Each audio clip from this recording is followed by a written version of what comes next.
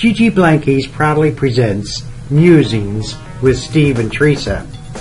They're here to enlighten, entertain, and inform about issues they think are important. They want people to think about how positive actions make positive people. Their show is captured and linked to YouTube. The programs are listed in the archives of both Blog Talk Radio and YouTube video, and you can watch it as well as listen.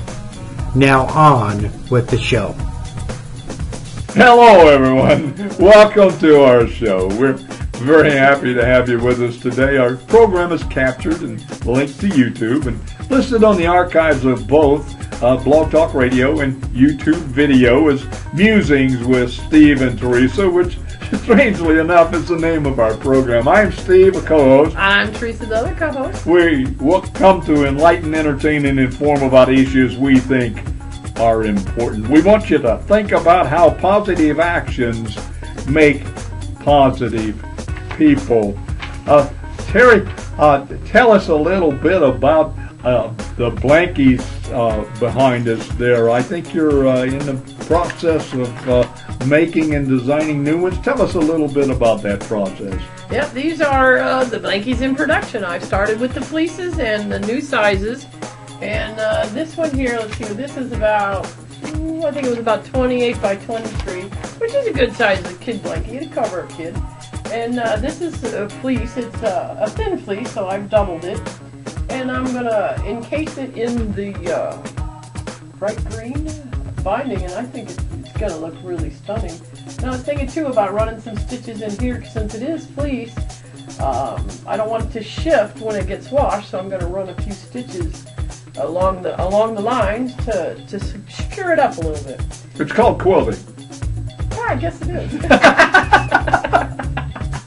Yes, okay. You'll quilt it a little bit. Yeah, I quilted it a little bit. Thank you. And then this one, I'm going to call this one's going to be Pink Piece. I haven't come up with a name for this one yet. And I have another one of these that I'm going to put a yellow binding on, so it should pop pretty good too. And with this piece here, this is a regular size blankie. It's 16 by 22. And this is, I'm going to put a hot pink around it, so it'll be Pink Piece. And then I want to get some purple binding, which this is purple in here. You probably can't see it good. And I'm going to get some purple to put on it. So I'm going to have about 3 of these. Most of my blankies are pretty much one of a kind. I don't buy big yardages of any one style, because I want them to be unique and individual. And that's what's on the boards right now. And there's some more too, but we only have space for a couple of the big ones. Fantastic. You can see everything on the Facebook. I post pictures, try to on a regular basis, and getting ready to update the website. So. Great, I'll check it out. We're talking again today about Halloween. Yeehaw. And we've done some more research, and we find that there's not very many decent Halloween jokes. Yeah, really. They are either macabre or just downright inappropriate. Inappropriate for mixed company anyway. But I found a story here the other day that I thought was pretty cute. It's a parent story, kid story. One day a little girl was sitting and watching her mother do the dishes at the kitchen sink, and suddenly she noticed that her mother had several strands of white hair sticking out in contrast on her brunette head. She looked at her mother and inquisitively asked, "Why are some of your hairs white, Mom?" Her mother replied, "Well, every time you do something wrong and make me cry or unhappy, one of my hairs turns white." Little girl thought about this for a while and said, "Well, Mama, how come all of Grandma's hairs are white?" That's good. I told Randy, like, when I started getting hair, daughter was 16, started driving was when my first gray hair, this one right here, appeared when the first car died. So, mine are from her driving, and that's what I told her. Yeah, well, I can appreciate that. We've got another one, just to get a little humor in the thing, was a kind of a one-liner. The little girl, they got her computer, says, "I'm never going to have kids." She said, I hear it takes 9 months to download. So, to the computer people, that makes sense. But a little kid, you're talking in computer terms. One of the stories that we found to back up the Halloween subject is the jack-o'-lantern. This is a different origin of the jack-o'-lantern. Yeah, I went back. Yeah, Way back. Way back. Jump in the Wayback Machine. No, boy, you dated yourself there. The Wayback Machine. Yes, Mr. Peabody, wasn't it? Mr. Peabody and the moose. What was the moose's name? That was Bullwinkle. Bullwinkle, Moose, and Rocky. Yes, Jiminy Christmas. Well, anyway, the jack-o'-lantern originally wasn't a jack-o'-lantern. The stories come from Ireland, and they didn't have jack-o'-lanterns. They had turnips. Yeah, and so they carved out turnips. And when they got to America, they found out that pumpkins worked better. You could put a candle in it, and it would make the face show up in the night, and it coincided with a lot of legend.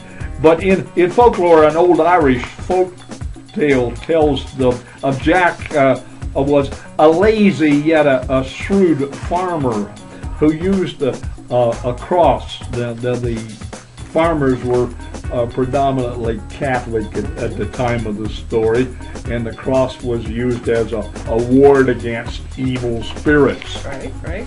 And Jack used a cross to trap the devil. One story says that Jack tricked the devil into climbing an apple tree, and once he was up there, Jack quickly placed crosses around the trunk or carved a cross in the bark so that the devil couldn't get down, and now he had something to argue with. But another myth says that Jack put a key in the devil's pocket while he was suspended upside down.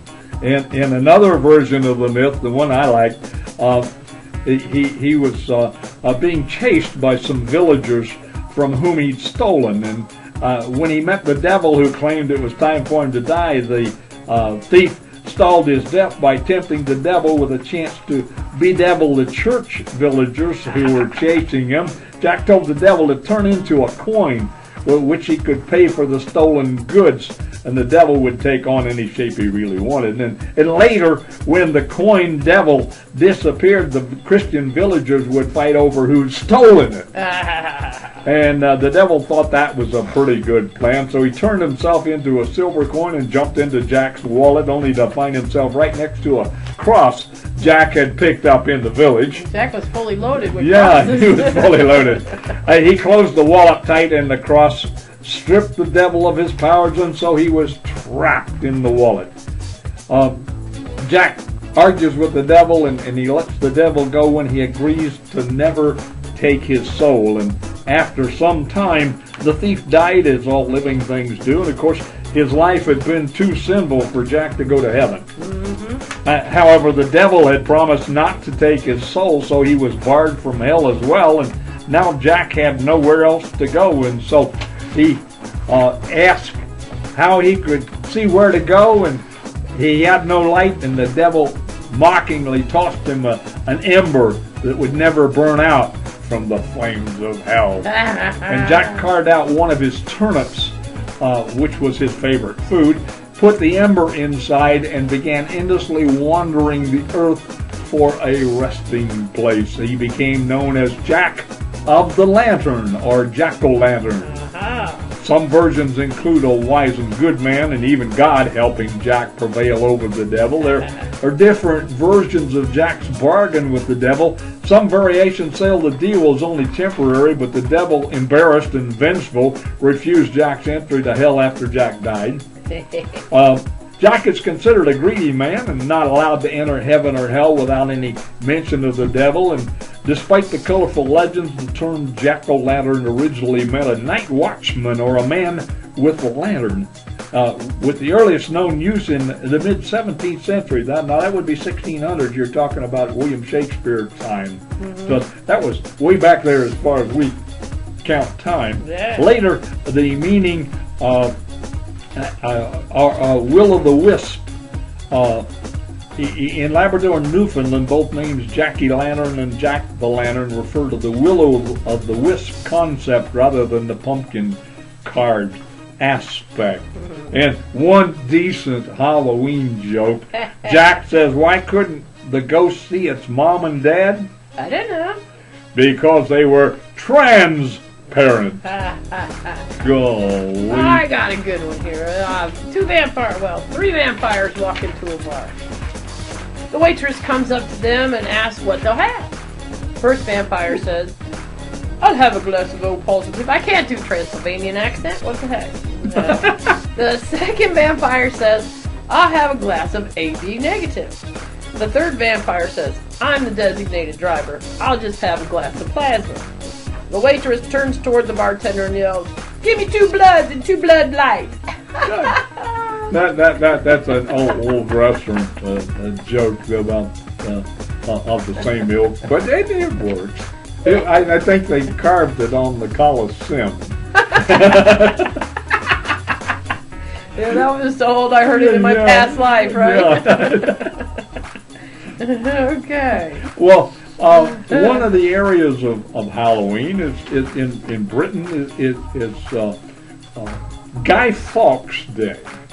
Yeah, Now, this was Guy Fawkes was the patsy, well, more or less. Revolutionary. They wanted to blow up Parliament. Yeah, well, at the time the Parliament was Protestant, and the outs were the Catholics, and so they were going to blow up a Parliament with the with the Protestant electors in there. And on the evening of November 5th, bonfires are lit throughout England, effigies are burned, and fireworks are set off. Although it falls around the same time and has similar traditions, this celebration has little to do with Halloween or the ancient Celtic festival of Samhain. The British, say it. Samhain. Samhain, yes. The H is silent. The English, for the most part, stopped celebrating Halloween as Martin Luther's Protestant Reformation began to spread. No saints, no All Saints Day. Yeah, it ended the formation of the Protestant Church, which didn't believe in saints. So they had no reason to celebrate the eve of All Saints Day. However, a new autumn ritual did emerge. Guy Fawkes festivities were designed to commemorate the execution of a notorious English traitor. A party to celebrate his execution. They must have really been upset with him. Yeah. Without saints, there would be no Hallows Eve. So in Britain, when the conspiracy to blow up the English Parliament and King James I in 1605 was foiled, this became a convenient means to solve two issues at once. The celebrations that people were accustomed to just moved to November 5th and became Guy Fawkes Day. Guy Fawkes was not too bright accomplice who became the fall guy. His name also was where we get the word guy. And the plot to blow up the English Parliament, which at the time was Protestant. So, although technically the celebration was to commemorate the failure of the plot, nevertheless it was Halloween. Mm-hmm. Bonfires were lit across the country. People made lanterns carved out of turnips and cheap. Children went begging for a penny for the guy. Yeah. And they were used the pennies to buy more wood for the bonfire, of which Guy Fawkes was used to be burned alive. Well, that's an interesting take on the celebration. Here's a statistic. Every year, 65% of the Americans decorate their homes and offices for Halloween. A percentage exceeded only by Christmas. Halloween is the holiday when most candy is sold, and second only to Christmas in terms of total sales. That lady just said 90 seconds. Okay. Well, I'm reading this joke. Read the joke, Terry. The doorbell rings and a man answers it. Here stands this plain but well-dressed kid saying, "Trick or treat!" The man asks the kid what he's dressed up for, like for Halloween. The kid says, "I'm an IRS agent." Then he takes 28% of the man's candy, leaves, and doesn't say thank you. He said that's not funny. Yeah. What we found out, we have got Hong Kong, where the festival of Halloween is Yulon, Festival of Hungry Ghosts. In Japan, it's called Obon or Orabon. There's celebrations all over the world. Korea has one called Chuseok, and all of these represent the end of the growing season, the death of the plant life, and honoring the people that have come before. The dead, and in most cases, helping off 10 seconds. Well, thank you for listening to our podcast today. We'll return our continuing viewpoints next Tuesday, and we'll be discussing again probably some more Halloween stuff. More Halloween stuff. I'm Steve. I'm Teresa. Thank you for listening, and remember to think positive. Be positive. Live positive. Enjoy. And goodbye. See ya. Gigi Blankies, thank you for listening to the podcast today. This program is archived at Blog Talk Radio, captured and archived for YouTube video, and linked to Facebook as Musings with Steve and Teresa. Think positive, be positive, live positive, and enjoy.